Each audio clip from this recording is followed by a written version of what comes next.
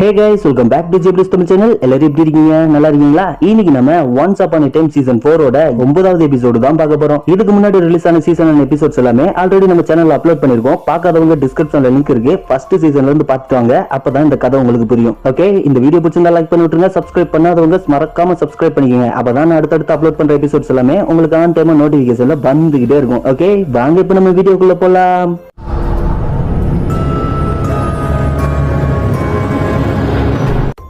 9வது எபிசோடோட ஸ்டார்டிங்ல கடந்த காலத்துல காமிக்கிறாங்க. அங்க கோட்டையில எல்சாவும் அனாவும் மந்திர கலசத்தை எடுத்துக்கிட்டு கீழே சரைக்கு வராங்க. அங்க காவல் காக்க வேண்டியவன் நல்லா தூங்கிட்டு இருக்கான். எல்லாம் முடிஞ்சிட்டு இவனை வேலையை விட்டு தூக்கணும்னு எல்சா சொல்லிட்டு உள்ள நடந்து போறா. சரி, நான் அரண்மனைக்கு போய் இங்கிட்டு கிட்ட உன்னை தண்டிக்கணும்னு சொல்றேன். அவ இங்க தண்டனை கொடுக்க வரும்போது நீ அவளை கலசத்துக்குள்ள அடிச்சிடணும்னு சொல்றா. இரு, ஏதாவது தப்பு நடந்தா என்ன பண்றது? நானும் அவங்க கூட வரேன்னு எல்சா சொல்ல, வேணாம், நீ வந்தா நீயும் தவறுதெல்லாம் கலசத்துக்குள்ள மாட்டிக்குவ, எல்லாத்தையும் நான் பாத்துக்கிறேன்னு சொல்லிட்டு சரைக்குள்ள போறா. இப்ப எல்சாவும் லாக் பண்ணிட்டு அங்க இருந்து கிளம்புறா. அப்ப திடீர்னு ஹானாவோட கையில புகை மாதிரி ஏதோ ஒண்ணு வந்து அது ஹேண்ட் கப்பா மாறுது.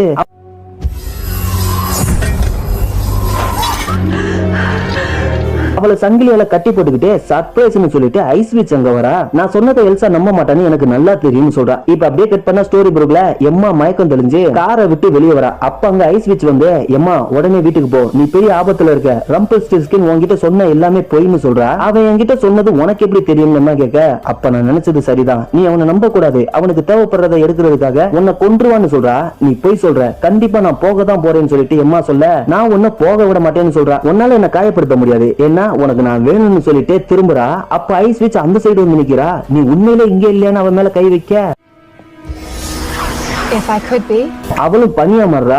நான் உன்னை பாதுகாக்க தான் முயற்சி பண்றேன்னு அவ சொல்ல, நீ என்ன சொன்னாலும் நான் கேட்க மாட்டேன்னு சொல்லிட்டு எம்மா கார்ல ஏறி கிளம்பிடுறா. இப்ப இந்த சைடு ரெஜினாவும் ஸ்னோவும் பேசிட்டு இருக்காங்க. அப்ப சார்மிங் அங்க வரான். நீ இங்க என்ன பண்ற, எம்மாவை தேடி போலையான்னு ரெஜினா கேட்க, ஸ்னோ உன்கிட்ட சொல்லலையா, அவ மேஜிக்கை ரிமூவ் பண்ண ஒரு வழியை கண்டுபிடிச்சிட்டான்னு சொல்ல, உண்மையிலேயே இது முட்டாள்தனமான ஐடியா, எம்மாவுக்கு பவர் தான் சிறப்பம்சம்னு சொல்ல, ஆமா அவ சொல்றது சரிதான், நம்ம அவ சிறப்பம்சத்தை ரிமூவ் பண்ண அனுமதிக்க கூடாது, வா அவளை போய் கூட்டிட்டு வரலாம்னு சொல்லிட்டு ஸ்னோ லொக்கேட்டர் ஸ்பெல்ல பாக்குறா. ஆனா அது அங்க இல்ல. அத காணாம சொல்ல, ஆமா எல்சா எங்கன்னு சார்மிங் கேக்குறான். இப்ப இந்த சைடு எல்சாவும் லொக்கேட்டர் ஸ்பெல்ல எம்மாவோட ஸ்கார்ப்ல ஊத்தி அதை ஃபாலோ பண்ணிக்கிட்டே வரா. இப்ப அப்படியே கட் பண்ண கறந்த கலர்ல ஐஸ் வச்சு, நானும் அவளும் ஒரே மாதிரி தான் அரண்மனையில தனியா வளர்ந்தோம். நான் அப்பெல்லாம் லைப்ரரியில போய் தி ட்ரோல்டன் கிளாஸ்னு ஒரு புக்கை படிப்பேன். எப்படி நீ அதை படிச்சிருப்ப, அந்த கதையை சொல்லுன்னு ஐஸ் வச்சு கேட்க, அது ஒரு வடக்கு நாட்டு இளவரசனோட கதை. அவளோட அழகான மகளோட பிறந்த நாள் பரிசா ஒரு கண்ணாடியை உருவாக்கினான். அவளோட மகளோட அழகை அந்த கண்ணாடியில பாக்கணும்னு ஆசைப்பட்டான். ஆனா அவ பிறந்த நாளுக்கு முன்னாடினாலே அவ இறந்து போயிட்டா. அதனால அந்த கண்ணாடி அவ அழகை காமிக்காம அவன் வலியையும் துக்கத்தையும் தான் காமிச்சிச்சு.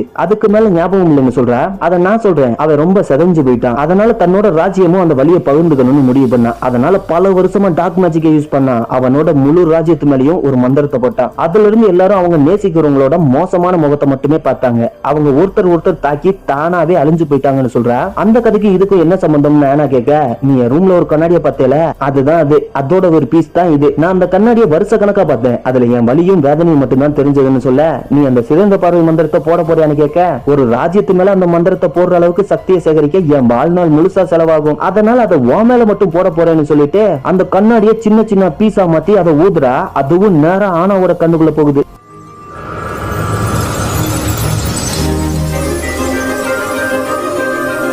இப்ப அப்படியே கட் பண்ண ஸ்டோரி புக்ல எம்மா ரம்பிள் சொன்ன இடத்துக்கு வந்துட்டா. அங்க ஒரு வீடு இருக்கு, அதுக்குள்ள போறா. ஆனா போன கார்லயே மறந்து வச்சிடறா. இப்ப இந்த சைடு எல்லாரும் எம்மாவோட கார் ஆக்சிடென்ட் ஆன இடத்துல இருக்காங்க. சரி வாங்க, அவ ரொம்ப தூரம் போயிருக்க முடியாதுன்னு சொல்லிட்டு கிளம்பி நடந்து போறாங்க. அப்படியே ரெஜினா உஸ்னோவும் ராபினை பத்தி பேசிட்டே போறாங்க. இப்ப இந்த சைடு ஸ்கார்லெட்டும் ராபினும் லைப்ரரியில அந்த புக் எழுதுனவங்களை பத்தி டீடைல்ஸ் இருக்கான்னு தேடிட்டு இருக்காங்க. அங்க கேட்டின் ஹேட் புக் எல்லாம் இருக்கு. இப்ப ராபின் அதை கொண்டு வந்த பையில இருந்து ஒரு பேப்பர் எடுக்கிறான். மேபி ஃபேரி புக்ல இருந்து விழுந்திருக்கும் போல. அதை பார்த்துட்டு நம்ப முடியல, நம்ம சீக்கிரம் ரெஜினா கிட்ட சொல்லணும்னு அவளுக்கு கால் பண்றா. நான் ராபின், நான் ஒரு விஷயத்தை கண்டுபிடிச்சேன், அதை நீ பார்க்கணும்னு சொல்றான். ரெஜினாவும் சரி வரேன்னு சொல்லிட்டு அங்க இருந்து கிளம்புறா. இப்ப இந்த சைடு ரம்பிள எம்மா தேடிக்கிட்டு இருக்கா. ஆனா அந்த பைப்புள்ள ரூம்குள்ள மந்திர கத்தியை வச்சு மந்திர தொப்பி ஓபன் பண்றா. இப்ப அதை எடுத்துட்டு கீழே வைக்கவும் அதுவும் வேலை செய்ய ஆரம்பிக்குது. அப்படியே பிரைட்டா மின்னுது.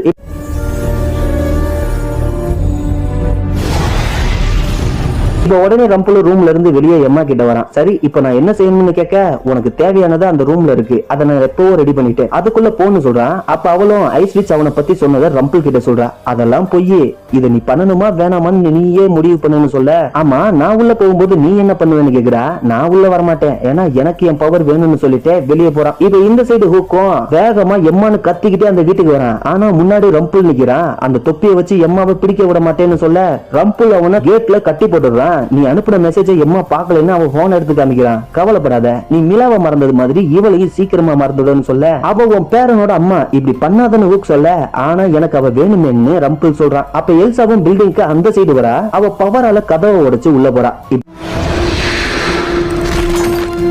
அப்படியே கட் பண்ண கடந்த கலரண்டல்ல எல்சா என்ன ஆச்சுன்னு பதட்டத்தோட உட்கார்ந்து இருக்கா. அப்ப ஆனா அந்த கலசத்தோட வரா. ஆனா அவ முன்ன மாதிரி இல்ல, இப்ப வித்தியாசமா நடந்துக்கிறா. என்ன ஆச்சு, எல்லாம் சரியா நடந்துச்சான்னு எல்சா கேட்க, அதுக்கு அவ பதில் சொல்லல. இதெல்லாம் என்னன்னு கேக்குறா. இத உனக்காக தான் ரெடி பண்ணேன்னு சொல்ல, நீ எனக்கு செஞ்ச கொடுமைக்கு இந்த சாப்பாடு கொடுத்து ஈடு கட்டலாம்னு நினைக்கிறான்னு ஆனா கேக்குறா. நீ என்ன சொல்றேன்னு அவ கேட்க, நீ என்ன பல வருஷமா புறக்கணிச்ச, ஒரு பேய் மாதிரி என்ன இங்க அலைய விட்டேன்னு சொல்றா. நீ என்ன ஜோக் பண்றியான்னு எல்சா கேட்க, உனக்கு இது ஜோக்கா தெரியுதான்னு கேட்டுட்டு அவ கொடுத்த டாலரை கழட்டி நெருப்புல போட்டுறா. அப்ப அங்க ஐஸ் வச்சு வரா. நான் தான் சொன்னேன்ல அவ மோசமானவன் அப்படின்னு சொல்ல, இதுக்கெல்லாம் நீ தான் காரணம், உன் மேஜிக்கால அவளை சபிச்சிருக்கேன்னு சொல்ல, ஆமா அது அவ மனசுல இருக்கிற உண்மையை வெளியே கொண்டு வரும் மந்திரம், உன்னை பத்தி இப்படிதான் அவன் மனசுல நினைச்சுக்கிட்டு இருக்கான்னு சொல்றா. ஆனா பிளீஸ் அந்த கலசத்தை கீழே வைன்னு எல்சா சொல்ல, அவன் உன் பேச்ச கேட்க மாட்டா. அவளும் அம்மா மாதிரி தான், அவளை தடுக்க ஒரே வழி நீ யாருன்றதை ஏத்துக்க, அவ மேல உன் மேஜிக் பவரை யூஸ் பண்ணு, அவளை ஒரே வைன்னு ஐஸ் வச்சு சொல்ல, என் தங்கச்சியை நான் எதுக்காகவும் விட்டு கொடுக்க மாட்டேன், என் சிஸ்டரை காயப்படுத்த மாட்டேன்னு சொல்லிட்டு நீ என்ன ஆசைப்படுறியோ பண்ணு சொல்லிட்டு கையை கட்டிக்கிறா. அவளும் மந்திர கலசத்தை திறக்க எல்சா அதுக்குள்ள போயிடுறா.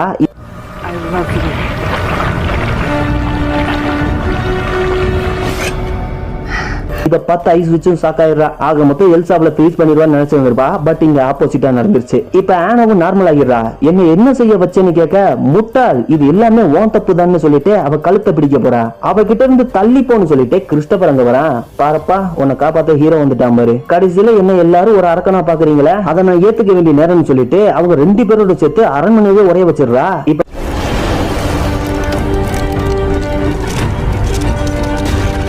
கலசத்தை பார்த்துட்டு நீயும் ஒரு நாள் நீ யாருன்றது ஏத்துக்குவ. இப்ப நம்மளோட 3வது சிஸ்டரை கண்டுபிடிப்போம்னு சொல்றா. இப்ப அப்படியே கட் பண்ண ஸ்டோரி புக்ல அந்த தொப்பி இருக்கிற ரூம் மின்னிக்கிட்டு இருக்கு. எம்மாவும் உள்ள போக போறா. அப்ப கரெக்டா எல்சா உள்ள வந்துடுறா. நீ இங்க என்ன பண்ற போன் எம்மா சொல்ல, முடியாது இதை நீ பண்ண நான் அனுமதிக்க மாட்டேன்னு எல்சா சொல்றா. எனக்கு வேற வழி இல்ல ப்ளீஸ் இங்க இருந்து போன்னு அவ சொல்ல, நீ நேசிக்கிற ஒருத்தரை பயமுறுத்துறது எப்படி ஃபீல் ஆகும்னு எனக்கு தெரியும், அதுக்காக மேஜிக் தியாகம் பண்ணா எல்லாம் சரியாகிறாது, வேற ஏதாவது ஒரு வழி இருக்கும்னு சொல்ல, உன் வாழ்க்கையில உன்னை கட்டுப்படுத்த ஆனா இருந்தா, ஆனா என் வாழ்க்கையில ஹென்ரியால கூட என்ன கட்டுப்படுத்த முடியலன்னு சொல்லிட்டு அந்த ரூம் கதவை திறக்க போறா. நிறுத்து, ஆனா ஒரு அன்பு மட்டும் என்ன காப்பாத்தல, நான் இந்த ஊருக்கு வந்தப்ப ஆனா இல்லாம என்னால எதுவுமே பண்ண முடியாதுன்னு நினைச்சேன், ஆனா அவ இல்லாமயே என் சக்தியை கட்டுப்படுத்தினேன், எப்படின்னு இது வரைக்கும் எனக்கு தெரியாது, உனக்கும் அது மாதிரி ஒரு நாள் மாறலாம், நம்ம சக்தியை கட்டுப்படுத்த ஒரே வழி அதை நம்ம ஏத்துக்கணும், நீ பயப்படுறத நிறுத்த வேண்டிய நேரம் இதுன்னு சொல்லிட்டு அவ கையை கொடுக்குறா. நான் உன் கையை பிடிச்சா நீ இறந்து போக கூட வாய்ப்பு இருக்குன்னு சொல்ல, அந்த ரிஸ்க் எடுக்க நான் தயாரா இருக்கேன்னு சொல்லிட்டு அவ கையை பிடிச்சிக்கிறா. அப்ப 2 பேரோட பவர் மிக்ஸ் ஆகி அது எக்ஸ்போஸ் ஆகி அப்படியே நார்மல் ஆகிருது.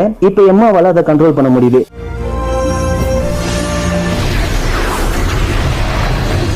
இப்ப வெளியே ரம்பலும் அதை பாத்துக்கிட்டு இருக்கான். ஆனா உள்ள இருந்து வெளிச்சம் மறைஞ்சிருச்சு. அவ அதை பண்ணலன்னு நினைக்கிறேன்னு ஹூக் சொல்லிட்டு சிரிக்கிறான். அந்த தொப்பிய சக்தியால நிரப்பணும், ஆனா அது ஒரு பகுதி மட்டும்தான். அந்த மந்திர கத்தியில இருந்து விடுபட எனக்கு இன்னொரு இன்கிரீடியன்ட் வேணும், அது ஒரு இதயம். இந்த விஷயம் ஐஸ் விச் சொல்ற வரைக்கும் எனக்கே தெரியாதுன்னு சொல்றான். அந்த இதயத்தை எடுக்க நான் உனக்கு உதவி பண்ண மாட்டேன்னு ஹூக் சொல்ல, எனக்கு ஒரு ஸ்பெஷலான இதயம் வேணும், அது நான் டார்க் ஒன்னா மாறுறதுக்கு முன்னாடி எனக்கு தெரிஞ்ச ஒருத்தரோட இதயம், அதுல ஒருத்தன் என் பையன், இப்ப அவன் உயிரோட இல்ல, ஆனா இன்னொருத்தன் உயிரோட தான் இருக்கான், அது நீதான்னு சொல்லிட்டு அவன் இதயத்தை வெளியே எடுத்துறான். இனி நான் சொல்றதெல்லாம் நீ செய்வ, ஏன்னா உன் இதயம் இப்ப என்கிட்ட இருக்கு. இப்ப அந்த தொப்பிக்கு தேவையான சக்தியை நிரப்பணும், அதுக்கு நீ தான் வேற ஒரு வழியை கண்டுபிடிக்க போற, அதுக்கப்புறம் நான் உன்னை கொன்றுவேன்னு சொல்றான். இப்ப அப்படியே கட் பண்ண கடந்த கால ஃபேரில ஐஸ் விச் எல்சா இருக்கிற கலசத்துல ராக் ட்ரோலோட மறக்க வைக்கிற மேஜிக்கை யூஸ் பண்ணிக்கிட்டு இருக்கா.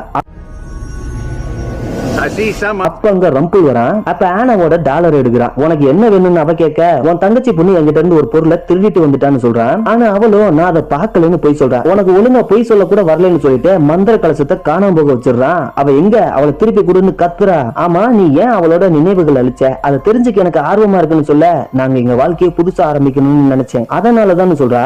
சரி நம்ம ஒரு ஒப்பந்தம் போட்டுக்கலாம், நீ அந்த தொப்பியை கொடுத்தா நான் கலசத்தை திருப்பி தரேன், அதை கண்டுபிடிச்ச உடனே 3 தடவை என் பேரை சொல்லு, உடனே நாங்க வந்துருன்னு சொல்லிட்டு மறைஞ்சு போயிடுறான். இப்ப அப்படியே கட் பண்ண ஸ்டோரி புக்ல ஹூக் வேகமா உள்ள வந்து எம்மாவை கட்டி பிடிச்சுக்கிறான். சரி வாங்க போலான்னு சொல்லிட்டு எல்சாவையும் எம்மாவையும் வெளியே அனுப்பிச்சிட்டு இவன் மட்டும் அந்த ரூம்குள்ள போய் அந்த தொப்பி எடுக்கிறான். அதை சட்டைக்குள்ள வச்சுட்டு அங்க இருந்து கிளம்பிடுறான். இப்ப இந்த சைடு ரெஜினாவும் லைப்ரரிக்கு வந்துட்டா. என்ன அப்படி முக்கியமான விஷயம்னு கேட்க, இது உனக்கு ஞாபகம் இருக்கான்னு கேக்குறான். நீ என்கிட்ட இருந்து திருடின புக்குன்னு சொல்றா. இதோட ரைட்டரை கண்டுபிடிக்க வழியை தேடி இங்க வந்தேன். அப்பதான் இது எனக்கு கிடைச்சதுன்னு அந்த பேப்பரை கொடுக்குறான். அதுல ராபினும் ரெஜினாவும் முத்தம் கொடுக்குற மாதிரி போட்டோ இருக்கு. இது நம்மளான்னு கேட்க ஆமான்னு சொல்றான். ஆனா இது நடக்கவே இல்லையேன்னு புக்கை புரட்டி பாக்குறாங்க. அந்த பேஜை யாரோ கிழிச்சிருக்காங்க போல. அந்த பேஜ் நம்பரும் கரெக்டா இருக்கு. இதை எங்க கண்டுபிடிச்சேன்னு கேட்க, என் பையில தான் இருந்துச்சு. முதல்ல பாக்கும்போது அது இல்ல, ஆனா திடீர்னு அது ஒரு மேஜிக் மாதிரி வந்துச்சுன்னு சொல்றான். இனிமேல் வில்லனுக்கும் மகிழ்ச்சியான முடிவு இருக்கும் நாம சொல்ல.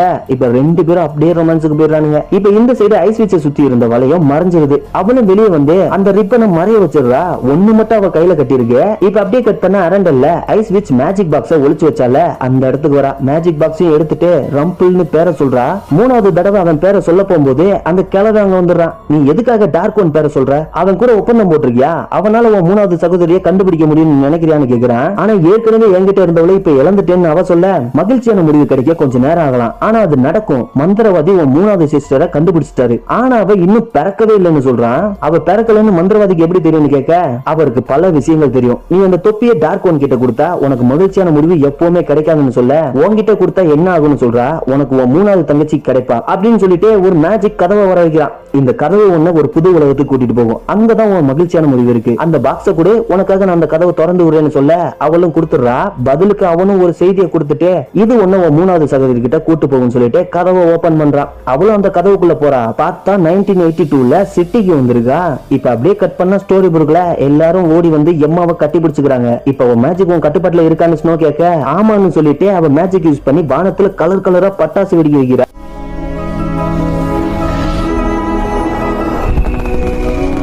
அதை பார்த்துட்டு எல்லா பாய்வுலையும் சந்தோஷமா இருக்கானுங்க. அப்ப ஹென்றி எம்மாவோட கையை பார்த்துட்டு இது எங்க இருந்து கிடைச்சதுன்னு கேக்குறான். பார்த்தா எல்சா அண்ட் எம்மா ரெண்டு பேர் கையிலயும் அந்த ரிப்பன் இருக்கு. அதை அவங்களால கலட்டவே முடியல. இப்ப திடீர்னு அது மின்ன ஆரம்பிக்குது. இது எங்க இருந்து வந்துச்சுன்னு எனக்கு தெரியும்னு எம்மா சொல்றான். இப்ப இந்த சைடு ஐஸ் வச்சோம் அந்த ரிப்பனை பாத்துக்கிட்டு இருக்கா.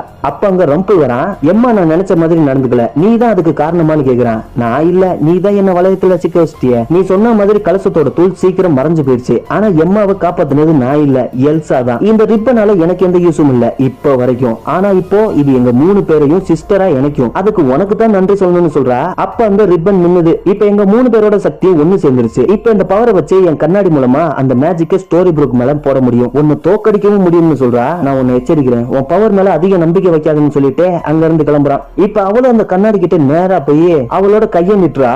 அதுவும் உடஞ்சு சுக்குநூறாகி அதுல கருப்பு புகையா கிளம்புது.